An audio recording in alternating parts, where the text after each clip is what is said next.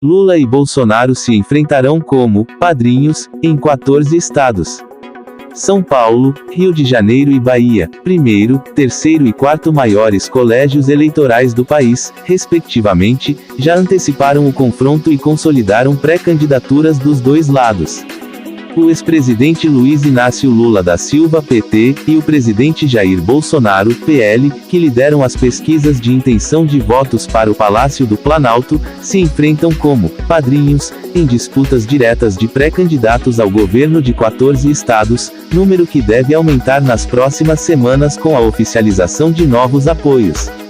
Juntos, esses palanques estaduais representam 72,4% do eleitorado brasileiro. Em 8 deles, lulistas ou bolsonaristas disputam uma das 3 primeiras colocações nas pesquisas.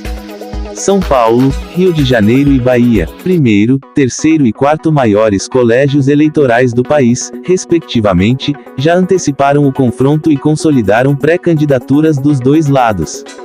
Os eleitores de Tocantins, Santa Catarina, Rio Grande do Sul, Piauí, Sergipe e Espírito Santo devem encontrar um cenário parecido nas urnas, com candidatos do PT e do PL se apresentando na disputa. A dobradinha entre os presidenciáveis e os postulantes aos governos estaduais também é dada como certa no Paraná, em Pernambuco, na Paraíba, no Maranhão e em Minas Gerais. Segundo especialistas ouvidos pelo Estadão, o desempenho dos presidenciáveis nas pesquisas não se transfere automaticamente para as disputas locais.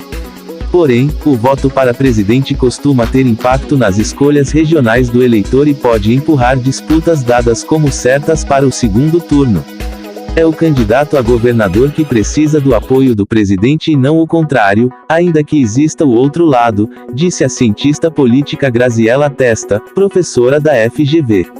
Em 2018, por exemplo, o apoio de Bolsonaro, no primeiro ou no segundo turno, ajudou a eleger 16 dos 27 governadores.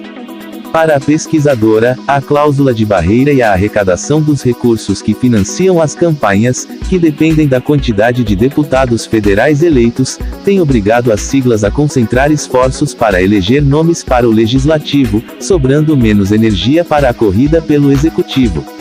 Os partidos não estão mais dispostos a apostar em um cavalo que tenha pouca chance de ganhar porque isso pode resultar em perder a aposta do outro lado, no legislativo, que tem um impacto muito maior, disse. Cientista político e professor da Universidade Federal do ABC, Vitor Marchetti observa que as polêmicas ligadas aos padrinhos políticos tendem a ser utilizadas nas disputas regionais como forma de se promover ou minar o nome do adversário. A ligação entre o nome estadual e o federal passa pelas agendas e por identidades maiores, explica.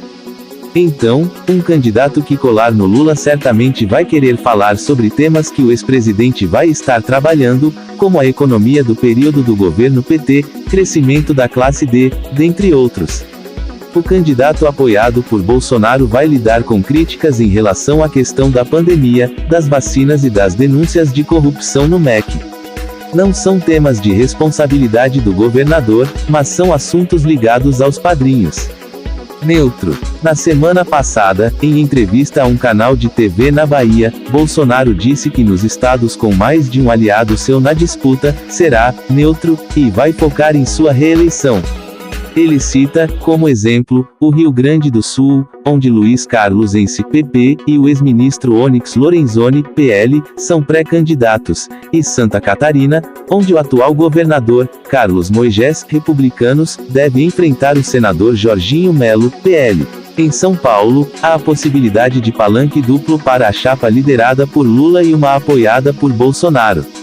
O ex-ministro Fernando Haddad, do PT, deve disputar com o ex-governador Márcio França, do PSB de Geraldo Alckmin, que deve sair como vice de Lula.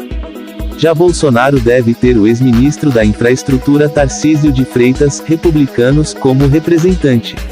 Um quarto nome tenta despontar nas pesquisas paulistas, o atual governador Rodrigo Garcia, PSDB, que assumiu após renúncia de João Doria, PSDB, para se cacifar como candidato ao Planalto.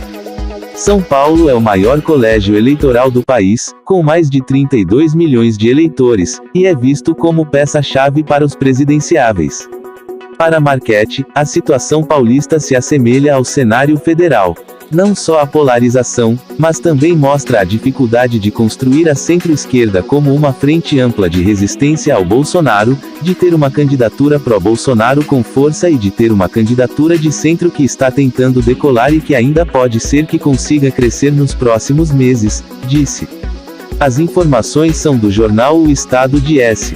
Paulo. Para mais notícias e FDO Momento, não esqueça de se inscrever no canal e deixe seu like pessoal.